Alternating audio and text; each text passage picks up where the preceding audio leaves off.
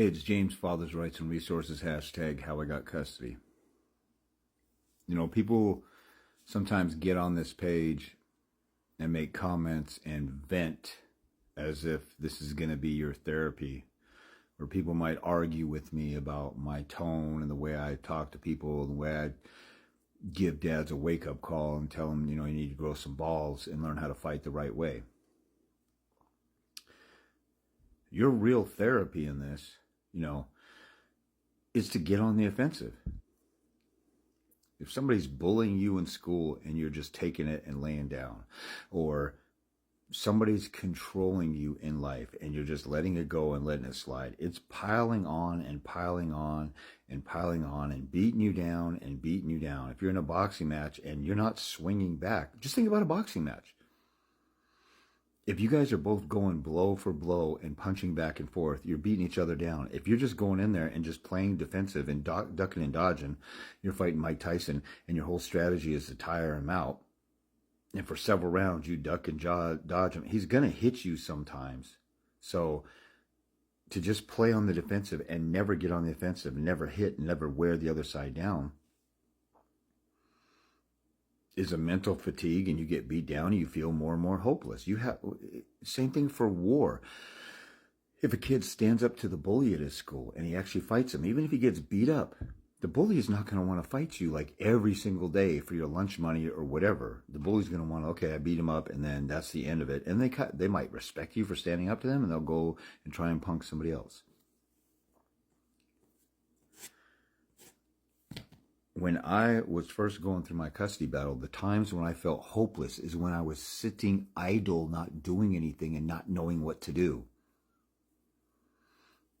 A lot of people who deal with depression and stuff, they're sitting around doing nothing and letting their circumstances of life overwhelm them. A lot of people who overcome depression get up and move forward, and little by little have an accomplishment in life here and there or whatever. Just look at any kind of inspiring person. Go watch a David Goggins. I keep telling people to go watch David Goggins. Goggins. That guy was obese when he was younger. He was bullied. He was a black dude in a town, I think an Indiana town full with mostly white people. It's the state where the Klan was born. I can't remember how close he was living to the origin of that. And I think he's about 40, 45 now. And he became a Navy SEAL, and some people think they call him the baddest mother effer on the planet. And he's, had like 8 weeks in a row where he ran a marathon every week and done all these tough man type of things. And he was fat and out of shape, had a learning disability. So what did he do? He said, I worked harder than everybody. I worked extra hard studying and trying to pass class and stuff like that. He got beat up by his stepdad, all kinds of stuff. And he said he overcame it all, and it made him tougher and stronger and a total badass. Now, he could have just sit and sulked in that, and he had it about as rough as anybody might have it outside of somebody actually being molested growing up or trafficked. The average person who's depressed is going through way less than that.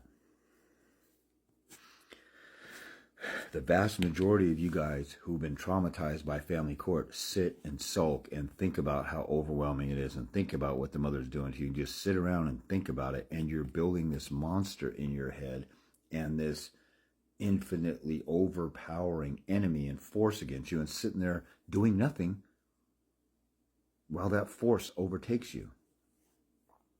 And the vast majority of you sitting idle doing nothing,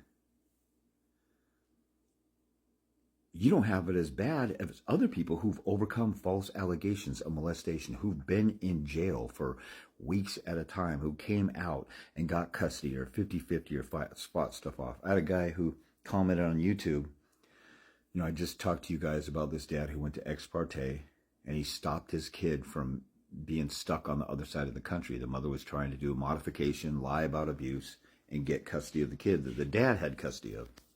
The mom had custody at first. The dad had custody for a while. Now the mom's trying to get custody again. And they tried to totally railroad him. And the good that's coming out of this is I'm going to do a video on the attorney that he faced, because the attorney he faced is a total weasel. He came out of the gate swinging. He was depressed and felt oppressed, and it was aggravating to him, and it was frustrating and depressing, but He met up with me, talked to me all weekend, and he did everything that he needed to do, and he won in ex parte. And now he's about to get his kid. When it looked hopeless, like she was going to keep the kid, she had the kid, she's brainwashing the kid, blocking him from access to the kid. He was facing a veteran attorney who was a substitute or pro tem judicial officer. So he had all the odds against him. 90% of dads would say, oh my God, this is crazy, or hire an attorney. And the attorney would say, don't get on the offensive, don't call her out. And we worked together for him to gather up information to call her out and make her look stupid. And she looked stupid in court. Now, along the way of the 3 days of hell that he went through, feeling tormented that his kid wasn't coming back or being worried about it, he was proactively fighting. That helped him deal with if he would have just sat there all weekend depressed about the hopelessness and how bad it looked, he might not even fought. And then he would have given himself an ulcer. In my own case, when I got on the offensive, now remember, my daughter is just born. I saw her a few days. I stayed the night at the hospital, like 6 out of 7 days the mother was in the hospital. She had a C-section, so she, had to recover from that. My daughter was in an incubator for a couple days. Then when the mother got out, she was bringing her over to my house a few days a week. Then we had conflict and went to war, blindsided with an emergency restraining order. That lasted for 4 weeks till I got to family court. Family court gave me 0 visitation. I didn't see my daughter for 40 days straight. She lived 3 blocks away, so she feels like she's an arm length away, and I can't see her. And I fell in love with my daughter when she was born, like any dad would. So for a couple weeks of my daughter's first few days of life, I was around her regularly, and we had a plan. And then suddenly that was taken away from me, and it was depressing, and it was overwhelming.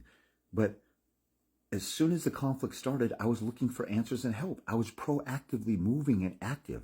So first of all, when you're active and moving or going forward in a fight, you're not sitting there thinking about, oh, that punch hurts, because you're too busy punching back.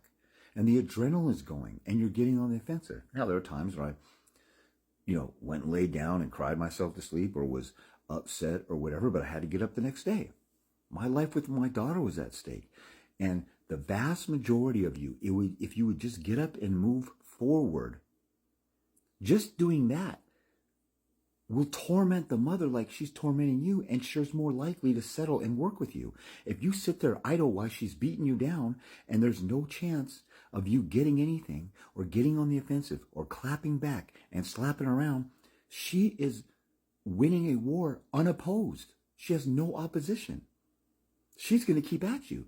But if you go back at her and you aggravate her because you're frustrating her, just like if you were fighting a boxing match and you're punching them, they don't get to get all their punches off because you're blocking them and you're getting on the offensive. They're getting some hits in, but they're not getting landing with 100% accuracy and beating you down because you're punching back. It's harder to fight a war when you have somebody coming at you. If you have somebody just sitting there like a sitting duck, you could slap them around all you want. You're making it easy for them, and you're encouraging them to keep beating you down.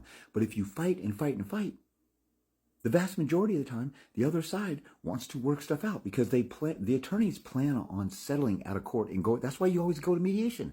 The attorneys don't want to go to trial. So just by fighting, you're getting on the offensive, and you're getting some therapy because your mind is active with fighting and getting on the offensive. And as you inch closer, maybe get a little bit of a victory. It may not be huge. Then you're encouraged to keep in there for the long run or the marathon or the war.